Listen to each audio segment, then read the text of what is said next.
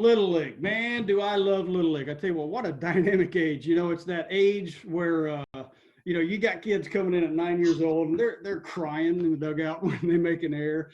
All the way up to, and you guys could probably attest to this, that age where you see them do something good and they start to build that little bit of confidence, and that can then, with good coaching like these two guys I have with me here today, that confidence can stay humble and turn into something really awesome. Starting with Little League. And I'm kind of impartial to Little League. That's kind of where I peaked in my illustrious baseball career. So I'm kind of partial to Little League.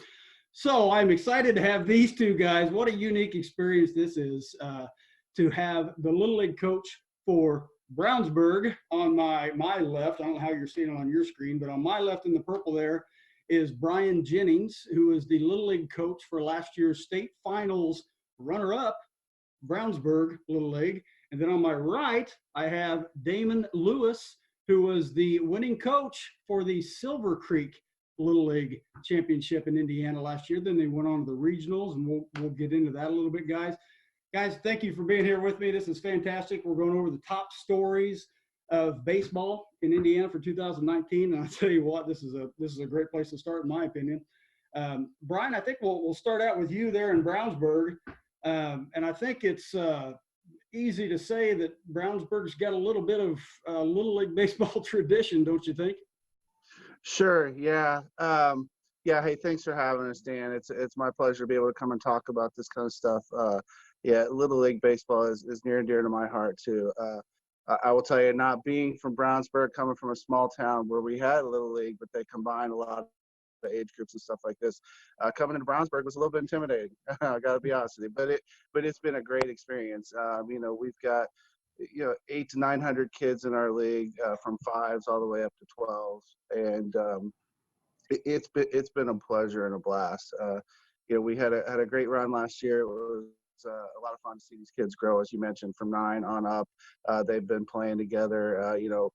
What I call kind of our core 7 or 8 have been around. We've had some that leave to travel, and some that decide they're done with baseball and want to do other things. But have that good core, and it's been really fun and enjoyable to watch them grow all throughout their ages, and even in the tournament last year. So. Now, you mentioned what I was talking to yesterday a little bit when we were talking about doing this show. And first of all, thanks again, guys, for doing this on last minute notice over the holidays, nonetheless. But you were talking a little bit yesterday about a kind of a unique status you have of being a two-time Brownsburg. But I tell you what, there's a lot of coaches that would like that privilege. Matter of fact, I can think of a high school coach recently, Coach Mattingly down in Southridge, who has that honor at the state level, and it's an honor that I tell you, like I said, a lot of people would like to have. So take me to this year's tournament. You said you were in the with the 10-year-olds a couple years ago. This year, the 12-year-olds, you guys make a great run before you run into this juggernaut named Silver Creek. But take me through the tournament. Take me through some of the highlights. Some of the player moments, some of the team moments that led you up to this great run that you guys had. Sure thing. So, yeah, as you mentioned, we were state runner-ups in 10-year-old as 10-year-olds. So I was able, and we lost the New Albany team. So of course, the New Albany team was always on our radar. That if we Another get back, great little league program. Absolutely, it's gonna be the team to beat, right? So as we were preparing and getting through districts, and honestly, we had a little stumble in districts and got beat by Terre Haute North to put us into the losers bracket. Which just meant we had to play another game to get back to Terre Haute North and then beat them twice, which is what happened. And we came back fired up, and I think it kind of gave them a little bit of a reality check and a little bit of a gut check on how much they wanted it. It was nice to see them respond, not taking anything away from Terre Haute North, but they beat us 3-2 in the first game. We came back and 10 run them in the second 2 games. So, I mean, they came back fired up, right? I've got to give all the credit to the kids, right? I mean, you just hope, as coaches, my perspective is, you just hope you don't screw up what they're doing well.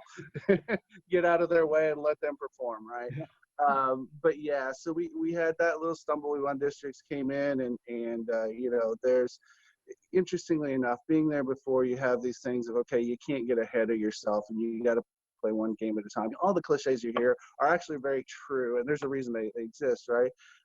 But I will tell you, and Damon, I'm sure this doesn't surprise you, but there was a lot of buzz. Oh, New Albany's not in the tournament. New Albany's not in the tournament. Like, yeah, guys, somebody had to beat New Albany, and they're a pretty good team to beat New Albany. Let me tell you. Remember when we played them, and that kind of got them back to reality there, right?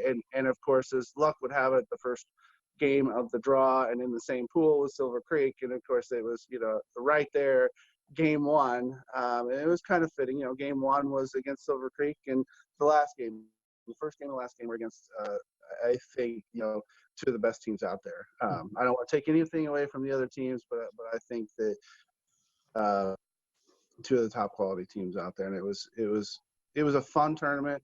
As I've said this to a number of people, I had a great experience with Silver Creek. Coaches, fans, players, all great. I mean, you never want to lose, but if you do have to lose, you want to lose to an organization, a program that is like they were, just very gracious and happy to be there. And it was, it was sad, certainly. You never want to lose, but kids have a lot to be proud of. I mean, we were 15-2 for the year, won a tournament that we played in before we started districts, just to kind of do a tune-up. So, I mean, they had a lot of success, and they had a lot to be proud of. Had played a great team in Silver Creek, and nothing to be ashamed of with that loss. So, absolutely, and I love hearing stories like that. And I tell you, you go from Brownsburg, and I don't want to say one side of the spectrum or another, but just like what you mentioned, losing to Terre Haute North. And then coming back and beating them, and then with Silver Creek having to play them twice. I mean, that's why Little League is great to me. Little League all the way up to high school, amateur baseball in general, is because kids still make errors. They're still 9 to 12, 13 years old, and they're still going to make the errors that make a coach pull their hair out. But then 2 seconds later, they've totally forgot about it, and they totally redeem themselves with some great play. And it's just, that's the beauty of Little League, in my opinion. Now we go from Brownsburg, who, like I mentioned earlier, is kind of a traditional powerhouse in Little League baseball. We go back to, 99 through 2002, I think it was. You were state champions. You've been in the finals a number of times, District 8 champs a handful of times. Great program. Coach Roman over there at Brownsburg's got to be excited about the future of Brownsburg baseball. Well, the present of Brownsburg baseball.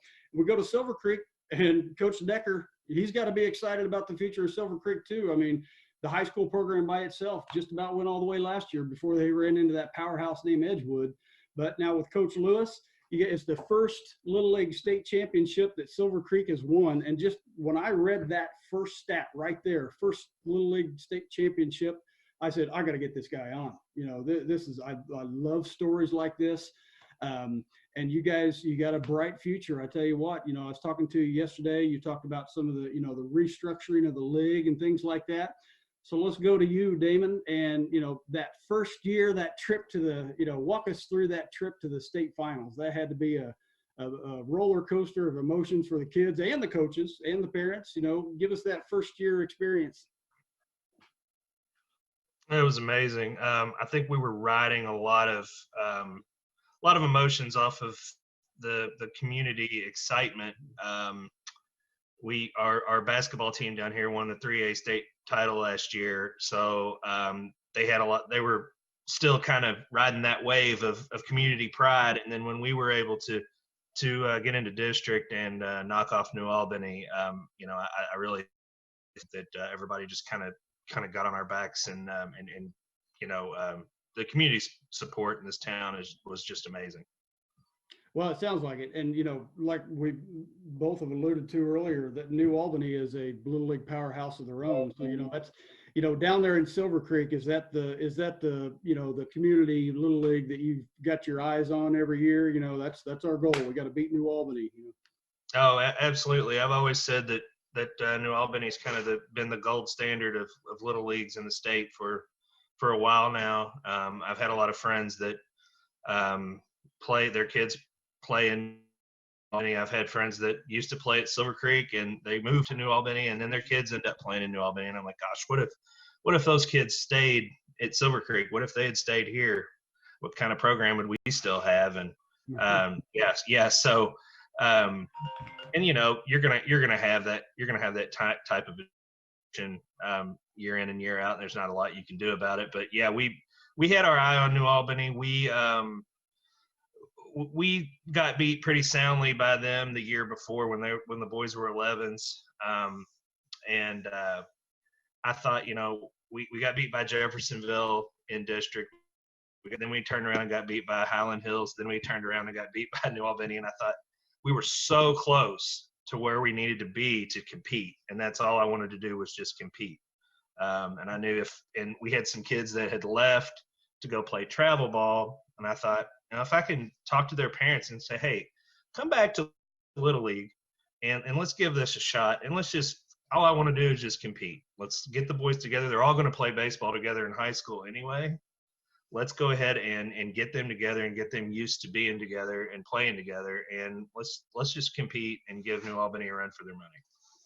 I tell you, I like that format. Now, some of the people, I don't have a lot of inside information, but a lot of the people I talk to across the state, that seems to be a format that a lot of the leagues are going to.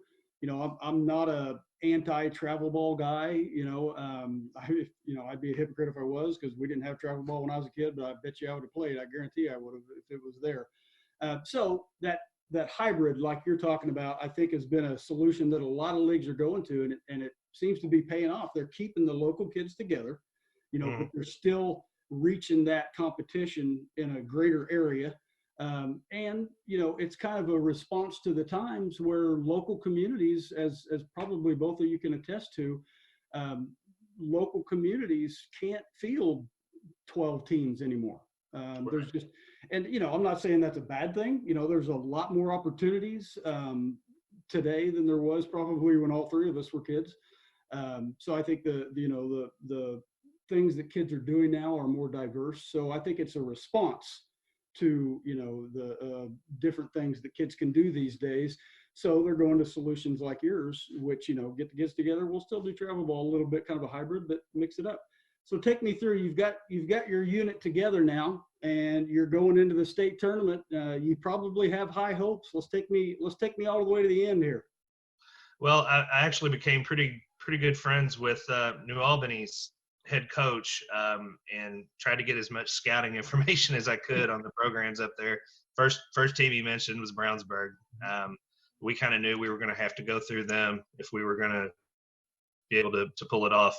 And then when we got the draw and saw that we were playing them first, I'm like, well, you could look at that one of two ways. We're going to see what we've got right off the bat, or, if you get beat in a game against probably your best competition up there, are the kids going to be able to rein it in and refocus for that next game? And a tribute to these kids. I mean, they were just awesome, and we played the best we could play against Brownsburg, and they beat us on a walk-off in that first game. I mean, it was a fantastic baseball game. I think it was 2-0 or something like that.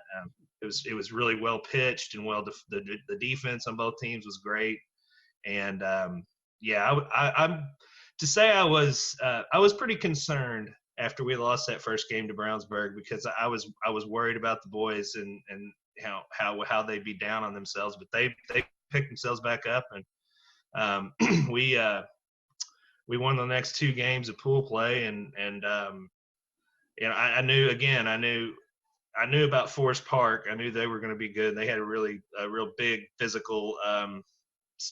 He's a physical specimen on the mound, and they threw him against us in the first game of the finals, and we pitched our ace in that game, because you don't win, you go home. So you just gotta throw your best out there and hope the boys respond, and they really did. So and then we just got a great effort again in the finals against Brownsburg, and that's probably one of the best Little League baseball teams I've ever seen. So to beat them, I was just really proud of our boys.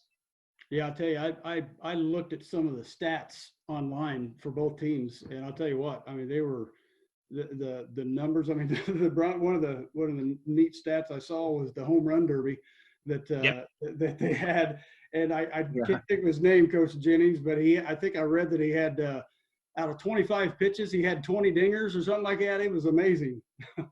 Yeah, that was Colin McNair, and he was one of those that you know, he's a great story too, right? Because he's not one I would say would have been in the core from 9 on up. He was more of a late bloomer and kind of took it upon himself that he was going to make himself into a great hitter and has.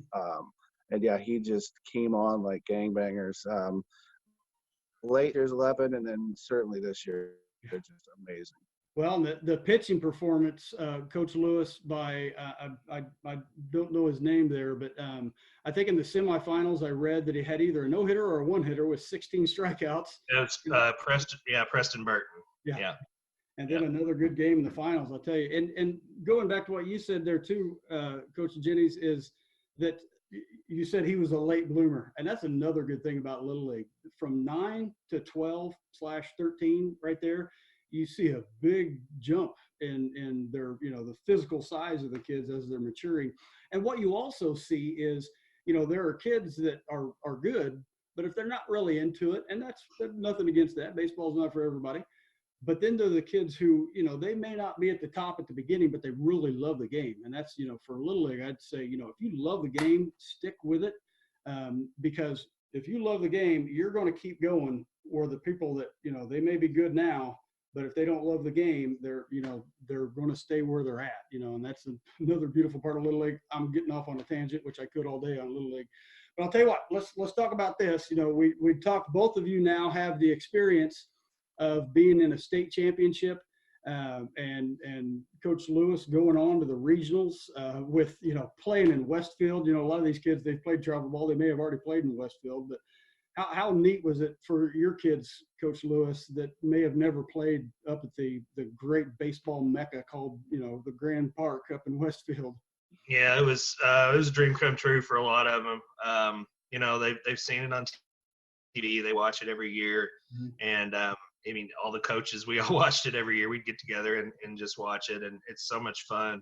And we tried to make it as special as we could for them, because we knew, again, you're never going to get this time back. So we had a local company down here donate a charter bus for the week, and so, you know, they got to drive around.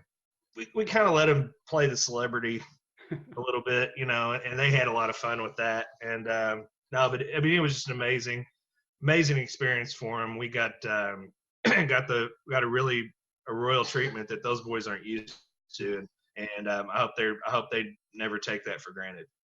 Well, and something I read that you said in an interview after you won the state, which I really liked, was, you know, we're going on to regional, and I'm paraphrasing here, we're going on to regionals. And from this point forward, I just want the kids to have fun, and they can never take this away from them. And you're right. That's exactly right. And I think that's a great attitude to have.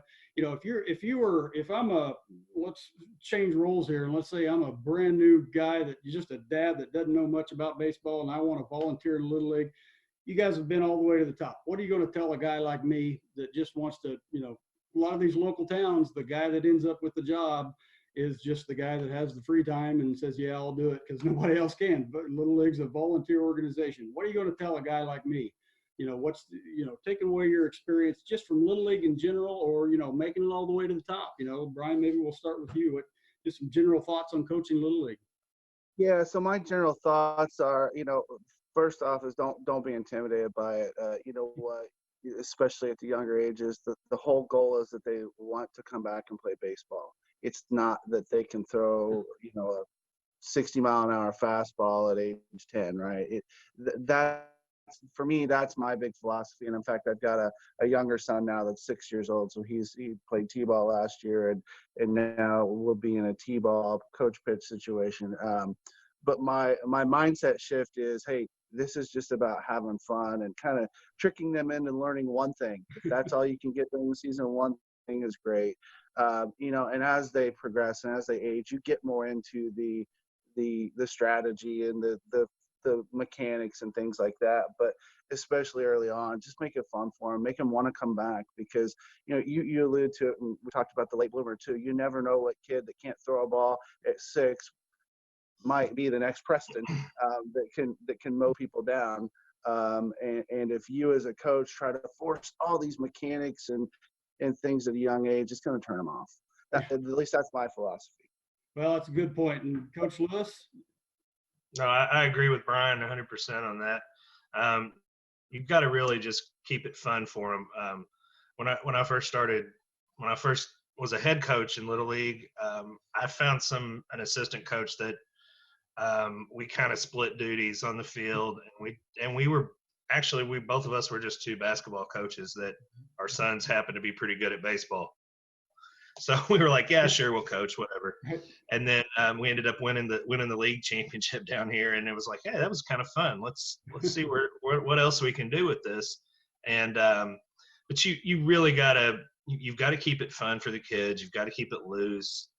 I think sometimes people put so much pressure on young kids to perform, and it burns them out. And that's the last thing we want to do at this age, and especially with these little leagues, is burn them out. So yeah, just keep it loose and keep it fun. And like Brian said, if you can, just give a kid, like maybe he's not great at field and grounders. Go out and work with him in the outfield, because guess what? When he's 12 years old, that's probably going to be one of the most important positions on the field, because everybody's hitting it out there then. Mm-hmm. So just give them something that they can work on and focus on to make it fun for them. Exactly. And I'll tell you that another good point you brought up there, just to kind of accentuate that, was, the good help, because at the end of the day, like we said earlier, we all have real jobs, that we're keeping the lights on with, and, we're volunteering our time here, and, having people to help you, and community support, like you were talking about with Silver Creek there, is priceless. And very much appreciated for a volunteer coach. I'm sure you guys will agree with me on that. So before we go, I am Hardy the Hat Guy. So I got a little challenge here we're doing with all the people we're interviewing here, and it is guess the hats. I've got 5 hats that I'm going to have you guys guess. Now, you're lucky. This is the only interview we're doing where we got 2 people, so you guys can collaborate to come up with the answer here. Everybody else is on their own, but I tell you what, we got Steve Craw, for example. I'm going to have to do something to make it a little bit harder for him, because he's going to get them all. So let's pull up some hats here real quick. Hat number 1, right there. That's the letter K, if you can see that. And I'll give you just about 30 seconds. You can talk amongst each other. And What do you think, Brian? I'm not sure, Damon. I'm not either. I can tell you that this is the toughest one you're going to face right here. Now, here's your hint. The coach that wears this hat is the president of the IHSBCA. Oh man. And his name's Kevin Hannon. All right, let's go to the next one. I'll give you the answers here when we're done. This hat right here, here's your hint. I'll give you a couple hints on this one. You can see the 59ers there on the left side of the hat.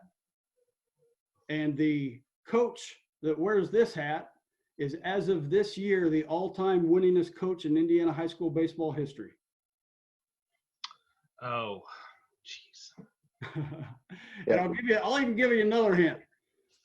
A guy that graduated from this school was the starting pitcher in the first round of the playoffs last year for the Oakland A's. Is that Andrean? Yeah. Andrean. Got it. I gave you the answer there, didn't I? I said it was going to wait. This is the only college hat in the collection. This is a college in Indiana, and the assistant coach for this college is the executive director of the IHSBCA. And it's around Fort Wayne.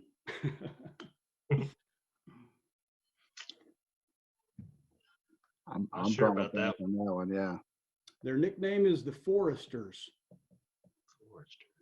Not sure about that. Okay, let's go to the next one here. I think we got 3 more. The current coach that wears this hat is just past the 800 win club this year for Indiana high school baseball. This town hosts the Indiana Baseball Hall of Fame, and it has about 2 former coaches in the Indiana Baseball Hall of Fame. Is that Jasper? Yeah, that's what I was going to go with, is Jasper. Jasper. All right, you're 2 for 4. I think this is the last one right here. This is what I would call the first baseball dynasty in the state of Indiana, and it's up in northern Indiana. And their nickname is the Slicers. My first guess, Damon, is Laporte, but that's just a complete guess. I'm gonna chime in and say that's it. Okay. It is Laporte. So as we go backwards, we got Laporte, Yep. Jasper. That is Huntington University. Huntington. That is Andrean. You got that one right too. So you had what, 3? Yeah, you had 3 right. That is Knox High School. Knox High School. The Redskins of Knox High School. Their AD and baseball coach is Kevin Hannon. He's the president of the IHSBCA. Guys, I really appreciate you playing. I really appreciate you joining me today for this top stories in baseball in Indiana for 2019. I think definitely the story of Silver Creek winning their first Little League, and just that dynamic of Silver Creek being there for the first time, playing Brownsburg, who's there quite frequently, and the fact that you guys, share the same beliefs for Little League baseball. It's just part of what is great with Little League baseball. And I'm not just talking about Little League in general. I'm talking about guys like you two. So I really appreciate that, and I really mean it. Thanks for joining me. Good luck to you guys both next year, and best wishes to your families over the holidays. Thanks, guys.